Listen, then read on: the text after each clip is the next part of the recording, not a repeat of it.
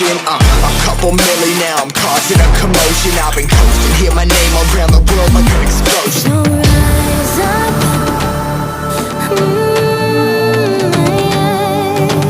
rise up. We are the apocalypse, and a pill that keeps us floating. As we fly above the stars, the light won't scare us falling. So rise up.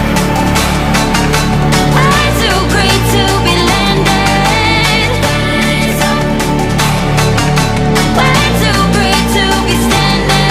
They ain't never gonna stop us, flying by them like choppers. Better tuck those wrists, cold blood in my fists, we fire starters. Let's go. One out of a million will reach those heights. Always had a feeling that I won't deny that work. Never the toss, look at my eyes, I'm on the rocks. Rise.